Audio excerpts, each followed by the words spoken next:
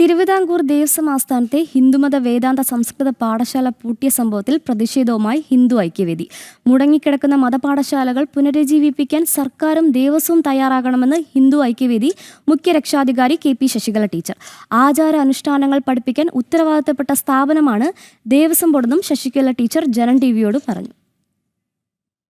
Thiruvithamkoor Devaswom board ക്ഷേത്രങ്ങളിലെ മതപാഠശാലകൾ കടുത്ത വിവേചനം നേരിടുന്ന സാഹചര്യത്തിലാണ് രൂക്ഷ വിമർശനവുമായി ഹിന്ദു ഐക്യവേദി രംഗത്തെത്തിയത്. ആചാരാനുഷ്ഠാനങ്ങളെ സംരക്ഷിക്കാനുള്ള ഉത്തരവാദിത്തം ദേവസ്വം ബോർഡിനുണ്ടെന്ന് ഹിന്ദു ഐക്യവേദി മുഖ്യ രക്ഷാധികാരി കെ.പി. ശശികല ടീച്ചർ പറഞ്ഞു. മതപാഠശാലകൾ പുനരുജ്ജീവിപ്പിക്കാനുള്ള പ്രവർത്തനങ്ങൾ ദേവസ്വം ബോർഡിന്റെ ഭാഗത്തു നിന്നും സർക്കാരിന്റെ ഭാഗത്തു നിന്നും ഉണ്ടാകണമെന്നും ശശികല ടീച്ചർ പറഞ്ഞു.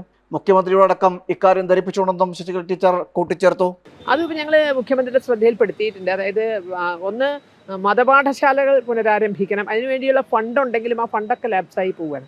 അപ്പോൾ ഒരു സാധാ ക്ഷേത്രങ്ങളിൽ മതപാഠശാല പോലും നടത്താത്തവർ വേദാന്ത സർവകലാശാലയെ പറ്റി എന്താണ് ചിന്തിക്കുക?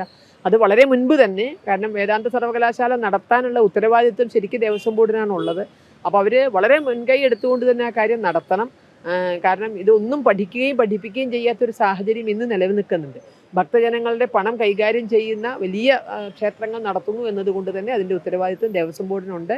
അവരതിൽ മുൻകൈ എടുക്കുകയും വേണം. തിരുവിതാംകൂർ ദേവസ്വം ബോർഡ് ആസ്ഥാനത്തെ ഹിന്ദുമത വേദാന്ത പാഠശാല അടച്ചുപൂട്ടിയത് ജനം TV വാർത്തയാക്കിയിരുന്നു. ഇതിനു പിന്നാലെയാണ് ഹിന്ദു ഐക്യവേദിയുടെ പ്രതികരണം. പാഠശാലയ്ക്കായി സജ്ജീകരിച്ച സ്ഥലം ചപ്പുചവറുകൾ നിക്ഷേപിക്കുന്ന ഇടമായി മാറ്റി. സമാനമായ രീതിയിൽ തന്നെ കടുത്ത വിവേചനമാണ് സംസ്ഥാനത്തെ മതപാഠശാലകൾ നേരിടുന്നത്. വൈകാതെ മതപാഠശാലകളെ പുനരുജ്ജീവിപ്പിക്കാനുള്ള നടപടി സർക്കാരിന്റെയും ദേവസ്വം ബോർഡിന്റെ ഭാഗത്തു നിന്നും ഉണ്ടാകണമെന്നും ഹിന്ദു ഐക്യവേദി ആവശ്യപ്പെട്ടു. ജനം, തിരുവനന്തപുരം.